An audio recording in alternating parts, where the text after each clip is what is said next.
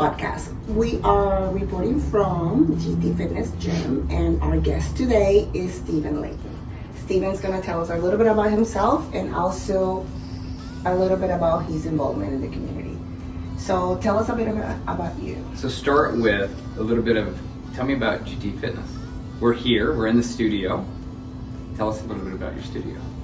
Okay, so we're here at GT Fitness, and this is a gym. It's a private gym. We do one-on-one training, personal training. It's exclusive for members that do personal training. We're not open to the public. We are located in Stewart.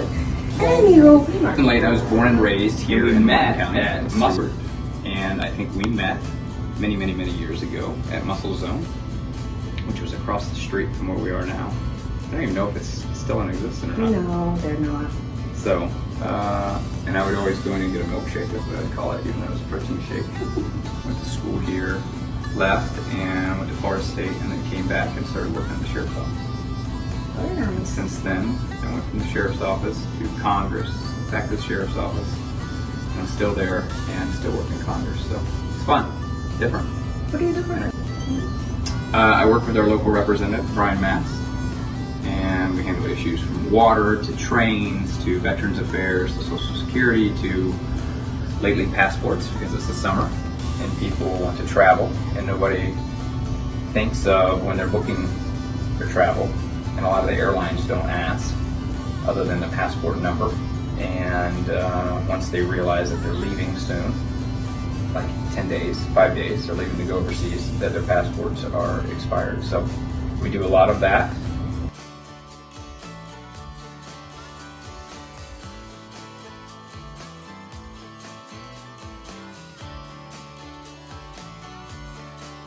Or that conduit between local people and their representatives in Washington. Very nice. Very interesting, guys. You guys can see. You also are involved in several local non-for-profits. So I have my own nonprofit, which is 25 United, and it's a disaster relief type.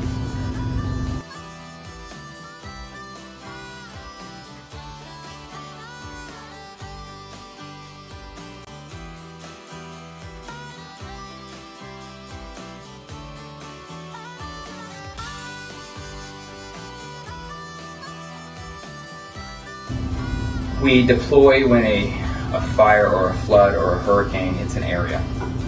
So an example, this kicked off in the Bahamas when Dorian hit. We actually started as Operation 300, which I sat on that board for a number of years, and still very active within what they do and their mission and a lot of their fundraisers, auctioning.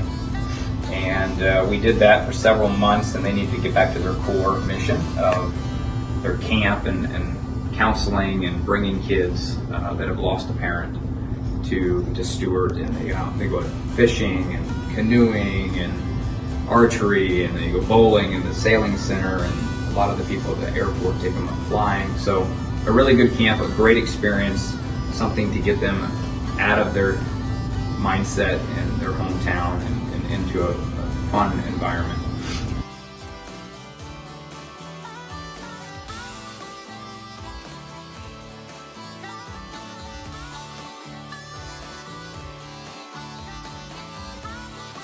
So they got back to their core mission, and we continue those efforts in the Bahamas.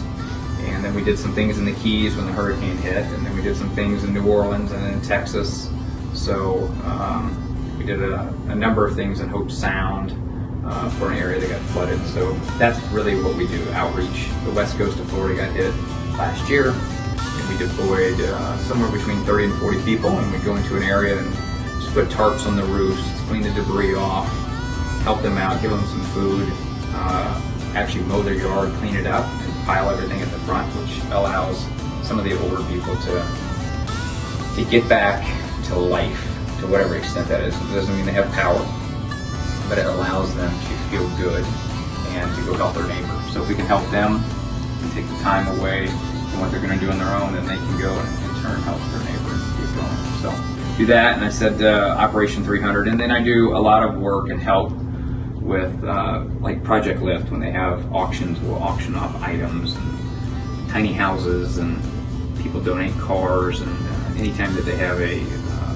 gala or a year-end event, I found a little niche in helping by doing some auctions. So it's fun, and it gives back, and you meet a lot of people who either give or buy, and it's nice that they open up their hearts and their wallets and give, and that's why I think this community is kind of special. So I couldn't agree more.